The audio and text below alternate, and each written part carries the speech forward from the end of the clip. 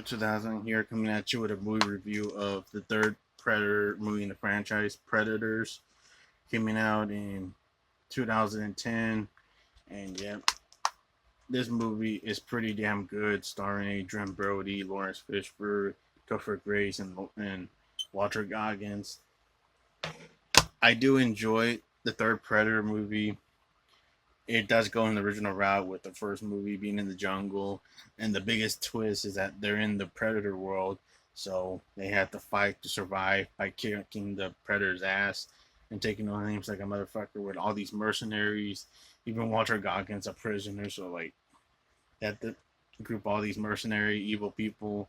Adrian Brody starts up with the movie where his character flies from the sky and he doesn't know what the hell's going on until he parachutes into the ground and boom, meets up with Danny Trejo, who's another mercenary character, and starts meeting everybody else, especially a Russian guy that has this big ass minigun, which is like a nod to Blaine, who had the Russian.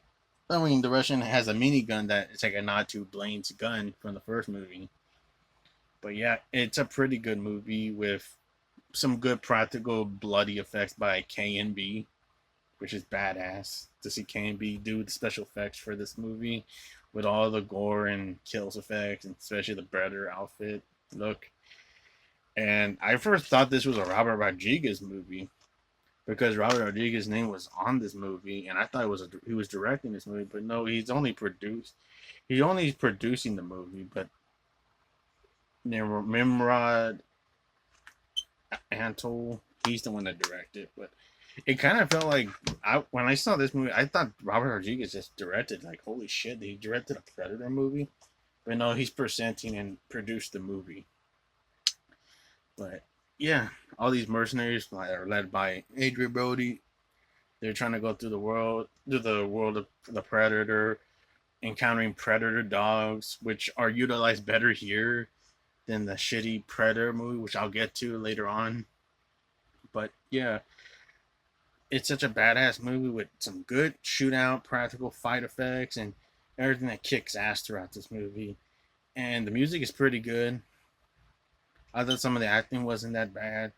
And then you get some personality characters trait of all their arcs, all the mercenaries, and then they start getting killed one at a time, one by one.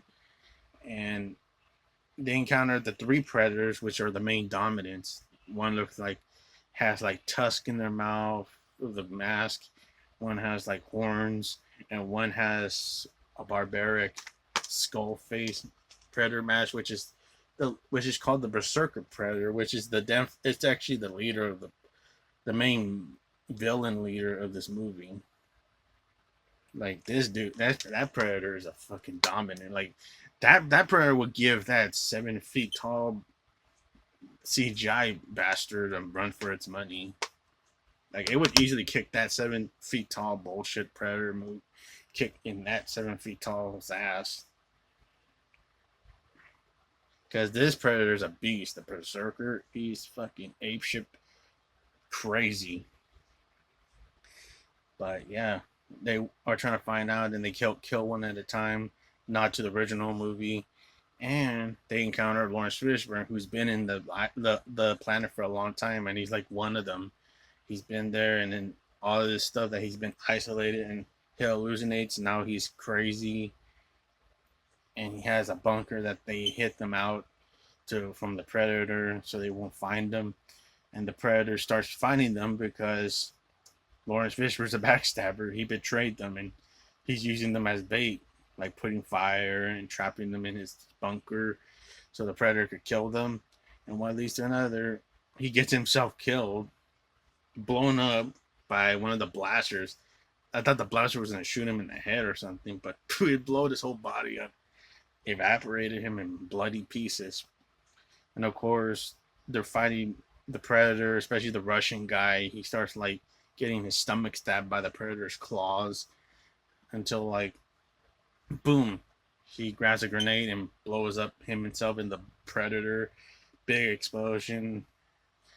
And of course, Topher Grace, you get the twist that he's a bad guy. He keeps bitching about, oh, I'm not a bad guy. I don't know what the fuck I'm doing here. Until you get like the twist that oh, he's a bad guy. He's a scientist. And then, you know what?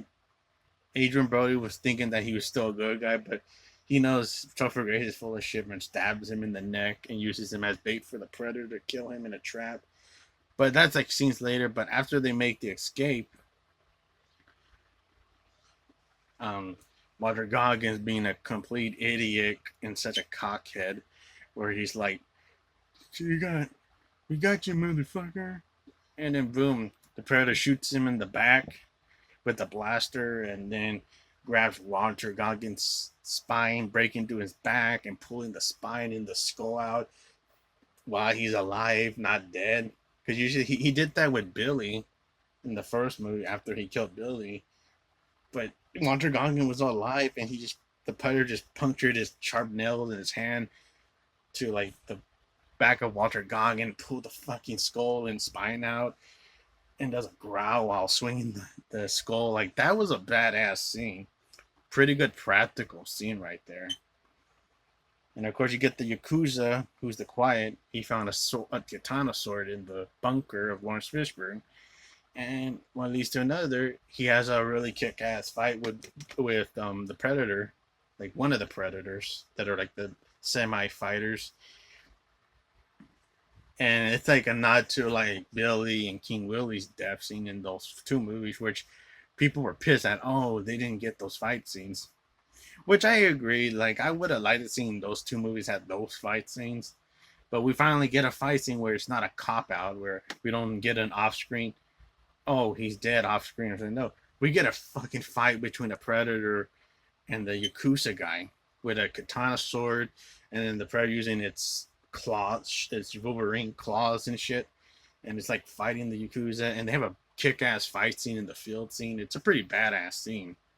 Definitely one of the best parts of the movie, especially with the music. They played the Billy music, do do do do, like that music when he's like taking his fucking shirt off and cutting himself. They play that music in the background, which is pretty badass to nod to that part. Like, we finally get a fight scene with a fucking Predator, and besides, it's like it also connects with the Yakuza. Like, they're like it because he has a badass katana sword, so like it's like going samurai. So like that's pretty fucking badass. I like that scene.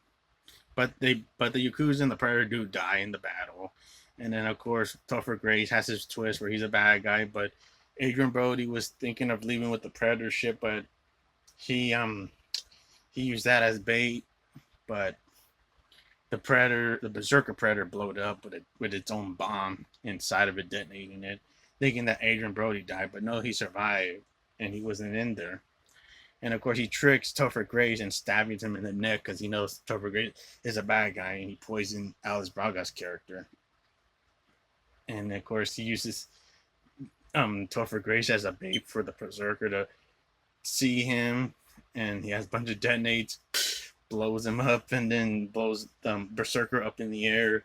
And Berserker Predator has like a fight with a regular Predator that was kept prisoner by the other Predators, especially the Berserker. And they have a badass fight. It is kind of weak that they didn't show any offense with the original Predator, but he does get his head decapitated with green goo blood effects showing, which is pretty done good by K&B. And of course, Adrian Brody and the Berserker Predator are finally gonna have a badass fight.